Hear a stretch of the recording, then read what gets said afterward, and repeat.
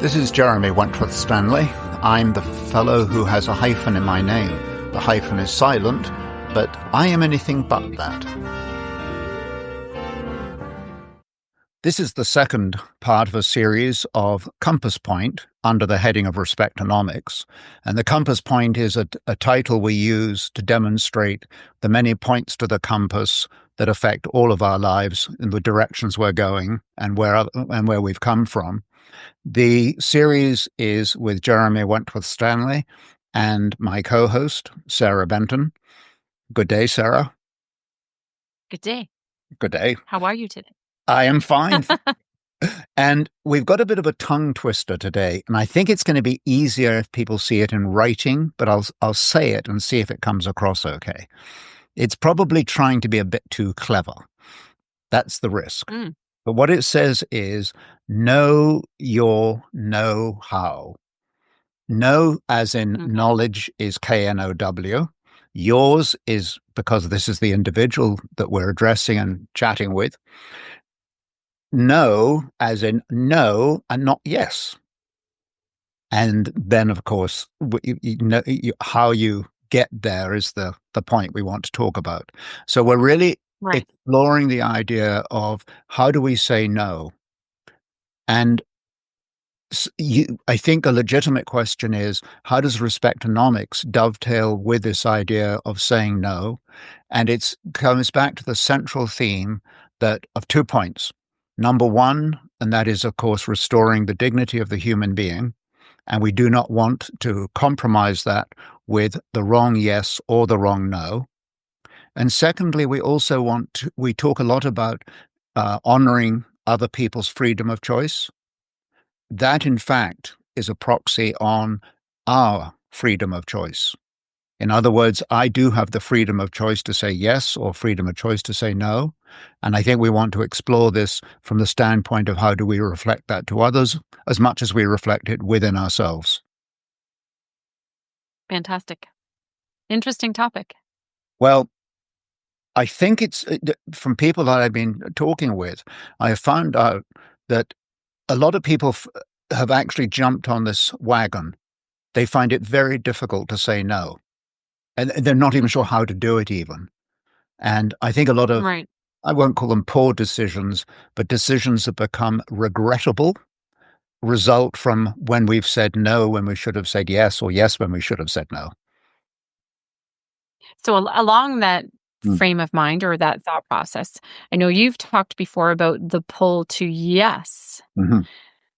So is it interesting to look at the pull or the draw towards the yes before we head towards, as you would call it, the toolbox of no? Well, yes has several dynamics to it. The first one is it's almost the one you want to say instinctively. And the reason is most of us, if we really scrape away all the barnacles on our character, we find that most of us are terrified of rejection. We don't like to be rejected. Or put it another statement. Yeah, I think it is. And I know in the sales world, fear of rejection is one of the key components that prevents people from reaching their potential. But what we're talking about here is that when you have fear of rejection, there are a number of ways that we instinctively, behaviorally, how we handle it.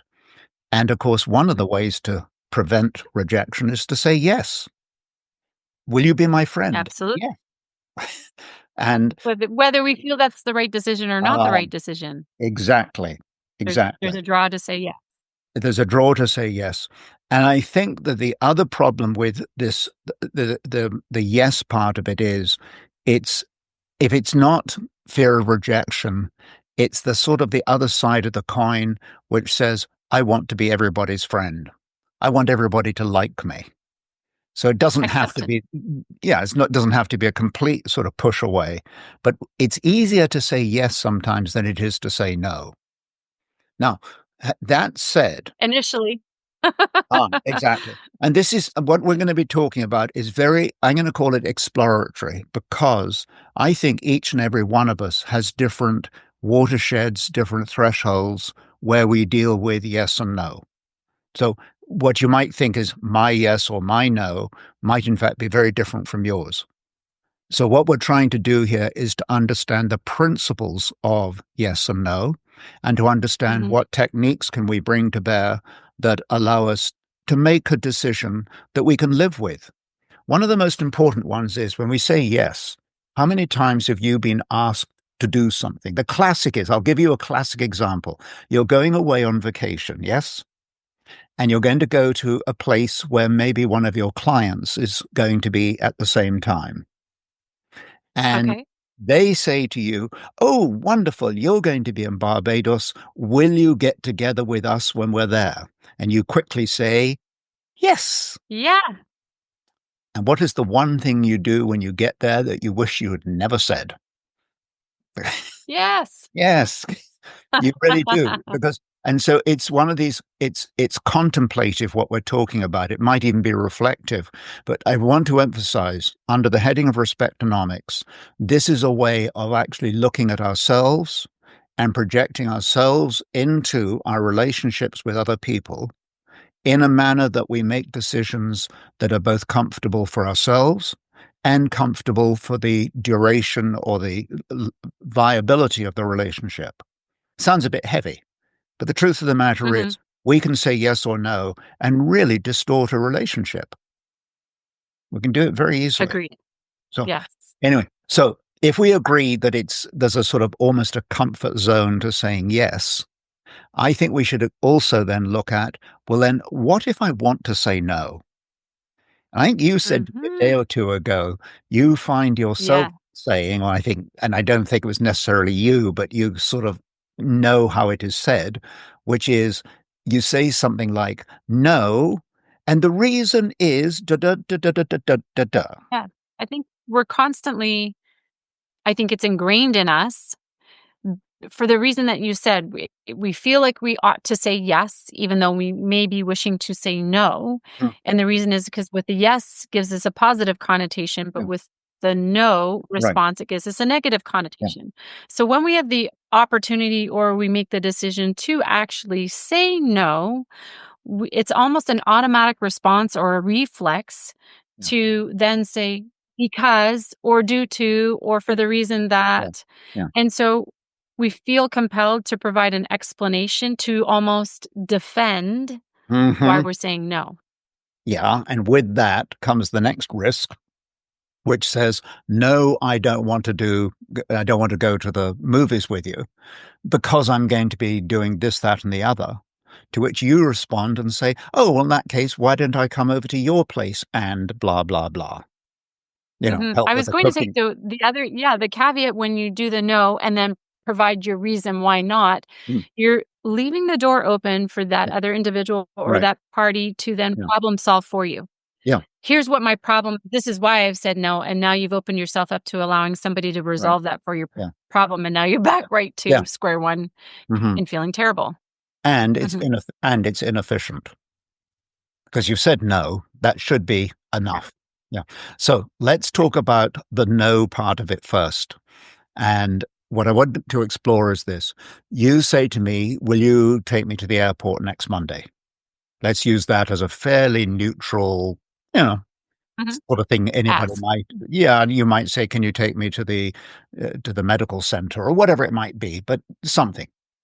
And I want to say no for whatever Mhm. reason. I don't have to get that. I do not have to discuss or even explore at this point, but I want to say no. Right. How do I do that? And I think there are two ways of doing it. The first one is classically, thank you for asking me. Let me think about it. Mm. It may be, Yes. let me check my diary. I have a little problem with a little check my diary. That sounds like I'm so busy I can't possibly fit you in. So it's a bit rude, really. But I think the polite answer is, great. Thanks for asking me. Let me get back to you.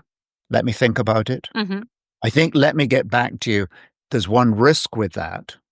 And that is that how many times in your life have you heard the expression, I'll be back to you, and you never hear back from that individual again? So there's That's on that individual. Exactly. But there's a risk again to the relationship and to the continuity, etc. So when you say, thank you, let me think about it, is a far safer way for us to go. You're not committing yourself in any shape or form. You haven't said no and you haven't said yes. And on the flip side, I would take that as let me think about it is meaning okay, is this person saying they're going to think about whether they want to or they don't want to? That's how and again, it's all perception, right?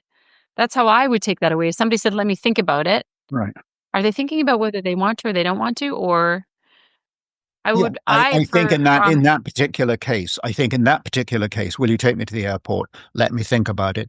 That probably is, in fact, borderline rude, because it's sort of let me think whether you're worth it or not. I mean, there's got right. It could be, even though that may not be the intention, no, that's how it might be perceived on the other side. There's a subtext that might not be very attractive. Right. So in Let that me take case, that away. But in that case, then, hey, let me check things over. I'll get back to you. In that case, that's what you have to do.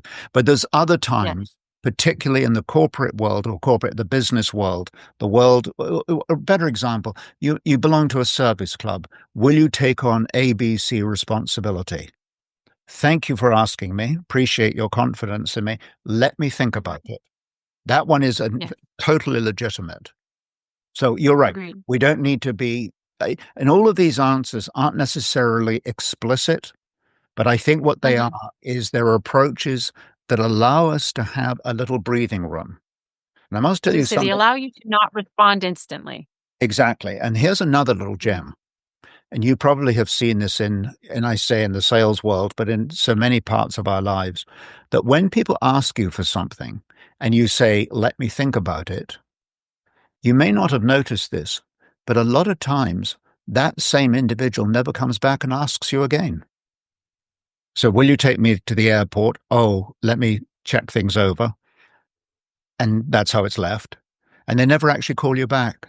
You often find out you do call back in a couple of days' time or whatever it is. And they say, oh, it's okay. I don't need to go after all, or I've made other arrangements, or I'm catching the bus, or whatever it is. So in other words, that answer also has a filtering process to it, or a filtering benefit, meaning that the person says, will you do something? And if you don't immediately spontaneously say yes, it may be that they don't actually pursue it any further than that anyway. A spontaneous answer is not necessarily a brilliant way of doing it. Now, the one risk with all of this is you're looking for ways to say no. And as you may remember from childhood days, and I certainly I can do this bigger and better than you because of the put-down British upbringing, no was also extremely rude. It was said no in a very belligerent, coercive, put-down, suppressive way. It wasn't very nice. And you remember those no's. So not saying no has a benefit of not being that repressive, suppressive, coercive self. It's a useful advantage. At the same time, let me think about it, or let me look at my alternative. Let's take a look at that. It's a good idea. Whatever you want to say to bring that to that sort of non-spontaneous point, then I think also allows the continuity of the relationship. It doesn't become a red light. It doesn't stop it in its tracks, in other words. Right. So that's part two of why we want to be able to say, let me think about it. Now, the other thing is this. When we are being asked to do something, and I say we want to say no, and we talked about let me think about it, one of the things we want to do is almost explore with the individual who's asking you this, how kind of you to ask of me. Fine. And instead of saying yes or no, it's kind of nice to say, what do you have in mind? So, for example, go back to the airport. You ask me to take you to the airport, and I say, fine, let me think about it. What do you have in mind exactly? So now I'm continuing. Well, you're gathering more information in order to make an informed decision. Instead of what I call crossing my arms and saying, tell me what exactly you mean.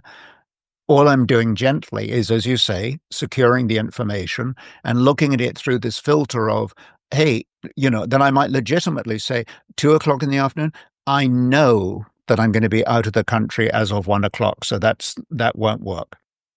So, Right. so Unfortunately, I'm not in a position. I'm not. I mean, and that's just mathematically correct. In which case, what you're doing is there's no concept of rejection. It is, in fact, a refusal. And there's nothing wrong with refusals. Refusals are, you know, I'm not going to do it. It's got nothing to do with you or me personally. But we tend to confuse refusal and rejection. What you're trying to find out in this whole discussion is whether the individual is refusing you or rejecting you. If they're refusing you, that's just a very pragmatic part of living. Right. It's life I in the found one response that tends to work well is as well. So it's you're putting it more on yourself than the other individual. If you're saying no, instead of providing again the defensive reason as to why you cannot, is you can simply say, no, that won't work for me. Well, there's another way of saying that as well. No, that won't work for me is where you act. This is when you sometimes, as you may know, sometimes you actually have to say that. You literally have to say, no, that won't work for me. And the Right. reason you have to say it is because the other person cannot hear your no. So you have, in that case, what you're doing is you're emphasizing that it is not going to fit with your plans or your dynamics or whatever it is. So that's fair enough. The other thing is this, though.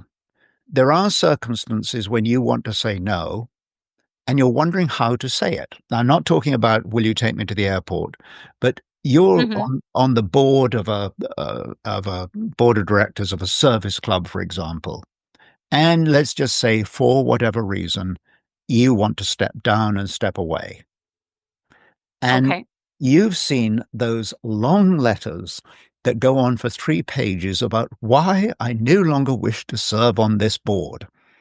And they become very incriminating of other people and of yourself. It is not a clever place to be. So, in a case like that, where there's a definitive point you want to say, I'm done, I've had enough, because there are times when that happens. That is when you say, and it's a very straightforward line, I do not wish to do this anymore. Period. Period. Fair. And you can say it in the middle of the board meeting. You can, for example, they're rattling on about something you don't agree with. And you say, excuse me, I would like to put my hand up here. I don't want to do this anymore. So I'm going to be signing off. And I don't want to do this anymore is very, very explicit. It's incredibly unrude because it doesn't give any sense of accusation. It doesn't give any sense of taking one person's. It's all about you. And all you're saying is, I don't want to do this anymore. And it's a very powerful statement. And it's, in fact, I've used it. And it's surprisingly easy to say. And the response, one of the problems we get into with yeses and nos is we know the answer that the other person's going to give us. No, we don't. We haven't got a clue how they're going to process the information. You're not a mind reader. So when you say, I don't want to do this anymore, that is a very clear delineation of who you are, where you are, and what you're doing. That's it. Right. And where you stand. And where you stand. So, I mean, kind of along this line of thought and thinking about this in terms of that response or that situation that you just presented, talk to me about the courage of standing. Now you have me on my favorite subject. Because one of the problems in today's, I say society, but in today's, the way we respond to one another, and I'll give you one example. Have you ever found yourself sitting and doing what I call nothing, but just sitting? You might be patting the dog, but you're sitting. And somebody says to you, oh, Sarah, what are you doing? Translation, you should be doing something. Second, and the second response is immediately, oh, I was planning my meeting tomorrow or something or other. Actually, you weren't doing anything of the sort. You were just taking time out. And society, and I'll just say society, you can say people, you can say social media. I don't call it social media any longer, by the way. I don't. Oh, okay. I call it What do you refer? I call it digital propaganda Okay. because it keeps reminding us of things that are not necessarily applicable to us, but they're being pushed in front of you all the time. So when you look at the overwhelming amount of information and you get these demands on you always to be doing something, that example I Mm-hmm. gave you when you were doing proverbially nothing was in fact a time of Right. reflection. It was a time of self-appraisal, perhaps. It could have been anything you want. But the thing is, we get this awful thing about we must be moving, we must do something. And what I'm getting at here is what, in fact, if we turn this around a little bit more around the compass, and instead of Mm-hmm. saying yes, and instead of saying no, if in fact we made an implicit decision, a decision to stand and say nothing. And so okay, I was going to say, what do you mean by Stand mean stand? stand means to say nothing. You can be fully prepared. You can have on all of the what you might call the armor you need to conduct your life in Mm-hmm. business and family and community and so on. So you can be ready to do battle, and battle's a bit strong, but ready to go to it. Mm-hmm. And in fact, though, before you do that, one of the almost magical qualities is in fact just to stand. Let me give you a couple of examples, or more than just a couple. The first one is it does require courage. It is not easy, literally, to stand. Do you remember those charges of the Light Brigade? When you saw the cavalry lining up from the big charges, and Errol Flynn there with his swords, and I can't remember all the actors now, but it was a big thing in the old days of the film director would get these big cavalry charges, and everybody was on their panoramic Technicolor scenes watching it. And what you noticed was that the line of cavalry was a straight line, and nobody stepped out of line. And yet, I know that anybody in that environment would want to do one of two things: run backwards as fast as they could, or be on their way. Come on, let's go. So it Right. takes tremendous courage. It takes tremendous willpower. It's very decisive to say, I'm going to stand. So you've got that kind of, what would you call it? Patience. Um, Mm-hmm. I you're was just not, going to say, would you consider stand the same as taking a moment to pause? yes. You can consider I it the think same. pause is a very, very good word that I think today, I mean, if you look at your heart is beating. I hope yours is beating. Can you please confirm? So far, so good. Good. Yeah. Okay. Well, we'll support you. But the thing about your heart is it goes beep and then rests, beep and then Mm-hmm. rests. And it's the same in our lives. We've talked about this in Respectonomics, the Yes, entire we have. advantage of taking a rest, taking a break, taking, as you rightly call it, a pause. I think it's a Mm-hmm. brilliant word to use, that standing has a certain amount of sort of, well, I'm in my brogue shoes and I'm standing. It doesn't really mean that as much as it's taking a pause. And it's Mm-hmm. very, very disarming. Have you noticed this? I was just going to say, when you take a pause, Mhm. it can often be very disarming to a situation because Yes. it now leaves that first individual expecting you to have a response. Yep. I mean, I know we're getting a little off topic between the yes and the no, b- Mm. but it now leaves that pause where you're not saying anything and they're expecting you to kind of Yeah. retaliate, for lack of better Right. words. They almost don't know what to do Yeah. with the Well, it's true. silence, with It's that true. pause. And Yeah. Yeah. I know this isn't the time to be, let us call it political, but in the world in which we live today, where there is a great deal of, shall we say, coercion going on and bullying going on, if you get the gist of what I'm saying, with Mhm. that in mind, and it's probably always been true. But the interesting thing is, when we get assaulted, just standing is very powerful. You don't say Mhm. anything, you just stand.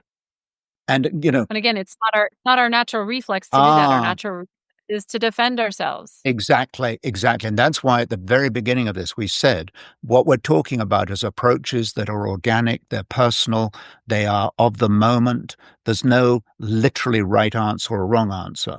But I think standing is the third way, and I think it's very powerful and very underused and exhibits great maturity. So I'm a big fan of just standing. Actually, I can validate it too. I can validate it. Okay. Now, normally, at this point, I will either recite Latin or I will refer you to Shakespeare. Yes? Those are my two go-tos. Those are your go-tos, yes. Yes. Well, my go-to this time is John Milton, who wrote, as you know, wrote Paradise Lost. And I think that was in 1640 or something. But one of the most famous poems he wrote is I think it was called Sonnet Number 19. I don't think it had a name, but it's the last line that reminds us, and it's widely used. It's a great line, but it says, "They also serve who only stand and wait." They also serve who only stand and wait. The concept of serving is an incredibly important underpinning to this, because one of the problems with yes and no is how often we feel like we have to be in charge.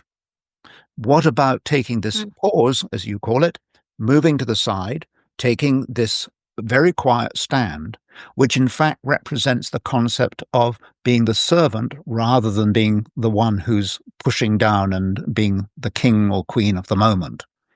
So it has a great advantage to pause. It has a great sense of the serving and the idea of waiting. You think, how many times have I said yes or no and regretted it? And the answer is quite a lot. I was going to say probably a lot. And so you're probably not alone. Yeah.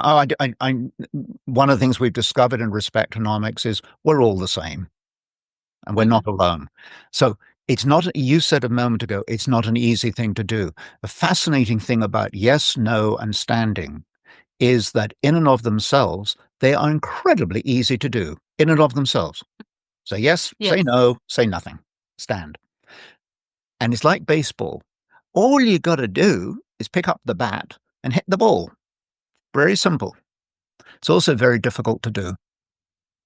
Yes, agreed. So this is difficult to do, and I don't want anybody to be listening in and thinking, oh, there's an easy way out. No, it requires a very deliberate, intentional approach that says, I'm going to say yes, I'm going to say no, or I'm going to stand on guard.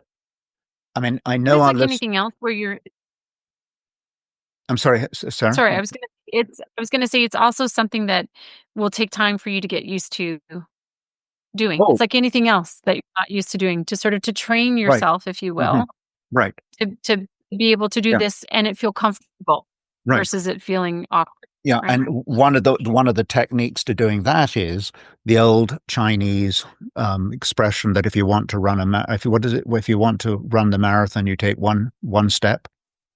And that's what this is about. It's a one-step approach. So none of us should be thinking about, right, I'm going to say yes and no and whatever. No, just try it once today. You might say to me, no, Jeremy, I don't want to do the show next week. I mean, whatever it might be. But all we're doing here is just allowing this to seep into our ethos, into our being, if you will. I think Respectonomics is a gradual process. I don't think any of it stands on the principle of, there's a one answer and it's now. I think it's a very gradual process. It's a very sensitive process. I think it's a maturing process. I'd like to sort of explore sorry, can I explore one other thing with you? No, of course, yeah. I'll tell you what I was thinking was Respectonomics has its foundational value in understanding that the human being is made up of a body and a mind and a soul. And by the way, if anybody wants to contest us on that, I read recently in the New York Times, 92% of North Americans have spiritual beliefs. All I'm pointing to is the reality that people recognize the spiritual nature of our being. I mean, we may not talk about it publicly, But the fact of the matter, and however that individual yeah, defines that for them, exactly. right? I'm not making any definitions, No. but I will put this in front of us. And it goes like this. When you say yes, that is a sort of bodily decision. That's a decision that is pleasing to the body for whatever reason. Yes, I'll take you to the Mm-hmm. airport. It's a pleasurable thing to be doing. You want to do it. The no Right. is a very mental decision. It's a very Mm. specific, thought out process. It requires mental synapses or whatever they call them to come into gear. So the yes is Mm-hmm. body, the no is more mental. It's very Mm-hmm. interesting that when we stand, when we take this position of just literally standing, it's almost a soul moment. It's a moment when the soul is allowed to breathe. It's a moment that Mm-hmm. feeds the soul. And most importantly, one of the things we've discovered in Respectonomics is when we allow all three of these parts of us, these components, to work together and to come to the table Mm-hmm. together, we get spectacular results. So, in other Mm-hmm. words, if I say to, I say, I put myself into a standing position and I say, I'm going to no, just let me stand, let me think. That in itself is a nutrient, a food, it's sustenance for the soul. And I think Mm-hmm. enables us to bring the very best of us to the table. So it's no accident that standing has this incredible value to it. Right. And I think that ties in nicely to what you refer to as relational integrity. Yeah, I mean, I think that the relational integrity that we're talking about is that I can say yes and no and or stand. I can say that when I am comfortable with myself. So we talk about us being relational beings. That is absolutely fundamental to the principles of humanity. We are designed to be Right. relational beings. Therefore, by definition, the yeses and the nos and the standings are part of that process that draws us together or Mhm. separates us. But given the fact that we have this relational content in our lives, it's a brilliant way to be able to look at the integrity of oneself to find out how can Mhm. I relate well to you if I don't relate well Right. to me? I think that, Mhm. And I think so sorry, over I to you, say it's Sarah. a shift in mind. It's it's a shift in mindset, Yes. right? Because as you said, the no part comes into the mentalities or the Mm, mind portion of the mind, body, mm, and soul. And I think it's a natural progression for when we say no, we automatically feel conflict. yeah.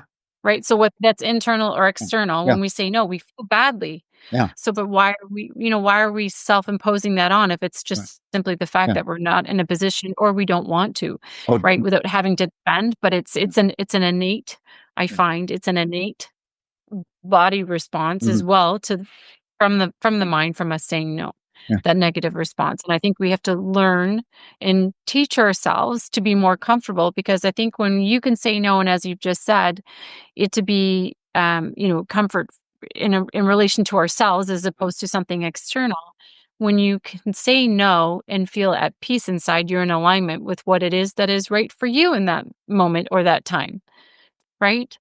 I think if I was very smart, I would cut this podcast off right now because I think you've really summed it up. And I'm going to go to one tangent more. I know we Yes. get into rabbit holes too easily, but I got one more that I think is helpful to this understanding. We've talked about the word Mhm. no. We've talked about the word yes. There's one thing we should all be very mindful of the word no. And the classic example I'll give you is we don't use the word no, we use the word not, but that's okay. Mm. I'm not being grammatical, but I am being grammatical on this one. You know that expression that you see in billboards, don't drink and drive? You've seen that. Yes. Do not drink and drive. There's a problem with that statement. And the problem is that when you say not in that case, it in fact Mhm. axiomatically says, but it's okay to speed or it's okay to run a red light. In other words, saying no in one category or in one corridor Right. opens up other intersections that, in fact, you still don't want people to go through or be Right. guilty of. But the point of the matter is, not not necessarily a clever word. I think Molson's is very interesting. They have a billboard advertisement that says "Drive soberly," which is a Mm. brilliant analysis because it means speed, it means drinking, it means intersections, it means looking in your rearview mirror, it means all of those things. So when Mhm. we want to use the negative, we need to be very careful that we're not opening up alternatives that actually aren't that attractive either. I have one more comment on this. Interesting. One more, Yes. and then I shall be quiet. You know how my hyphen is always, you know how my hyphen is quiet. We know all All about it. about, okay, well, It's we'll go weird to a for me, quiet, it's not. we'll go to a quiet hyphen when I've had this one last piece. And that is, it's something that in every time that I can try it, I've tried to do it. I no longer abbreviate the word not. So when you say, for Mm. example, I don't want to ABC or we don't want, it's very interesting to say it out in full, to say, I do not wish to whatever.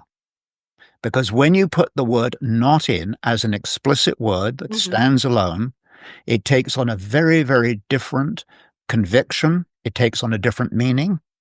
It takes on a different definitiveness. And I think Mhm. it seems almost like, you're trying to correct your spell check or something. It's nothing to do with that. It's to do with the point that when I say we do not, you're making a very different statement from we don't. I think it provides clarity. Hmm. Yeah. And I'll tell you, interestingly, when you do that, take that approach, quite often you can hear yourself saying, that's not quite what I mean. Fine. Mm. So it allows you yourself to be, when you talk about having clarity, it gives clarity to you Right. as well. So there's a certain, Absolutely. yeah, it works. But anyway, Absolutely. in summary, my summary, and I'll let you do this, you're going to do the summary today. So this is part one of the summary to say the yesy and the noes and the standees are all very personal, but they're worth thinking Mhm. about. They're worth almost salivating over. They're worth looking at the way you with a good meal. And you start thinking about, yeah, that no will make sense. That yes makes sense. It makes more sense to stand. And stand requires a lot of courage. We've said that already. But Mhm. standing, and I'll give you a Canadian example at the moment, that with all the coercion going on in the world, we don't have to be more specific. But the fact that we can stand is in Right. fact directly reflective to our national anthem, which says, "We stand on guard for thee." Right. Now Excellent. you can do summary number two. I don't even know that we need a summary number 2. I think just, um, being aware that we have options Hmm. to say yes and to say no, and not to feel that we need to defend ourselves on either of those fronts or those statements, and learning to get comfortable with saying no more so than yes, because yes is the reflex more often than not. Just really getting comfortable with saying no, and that feeling in alignment with us, or feeling good and comfortable without any type of negative connotation to it, or again feeling like we need to defend ourselves. So definitely take some work. Jeremy, how can people get in touch with Respectonomics if they would like to bring a topic forward or discuss any of our topics further? Well, I think that's a very important question. And this one does get a definitive yes. People should be in touch with us. We use, as you know, Jeremy at respectonomics.com. That's the mailing address. There's also ways of getting through to us through LinkedIn and through Cool. the website. The point of the matter is, yeah, this is an issue that affects all of us. This is not restricting to Sarah and Jeremy. This is an issue of yeses and nos that can prevent a lot of pain. It can bring us far further forward than perhaps we are at the moment. And I think has a greater possibility of bringing us into a state of harmony. Right. Jeremy and at an opportunity respectonomics.com. and an opportunity for us to .com and an opportunity for us to perhaps add some more tools and resources to our toolbox. Absolutely. Because the compasses the compass has got 360 points on it. And at best, we may have covered off one point today. Right. Well, as always, fantastic chatting with you, Jeremy. Same with you, Sarah. Yeah. We say it together. We rest our case. Our case. Have a Thanks, great Sarah. day. Yeah, same to you. Bye then. Bye then.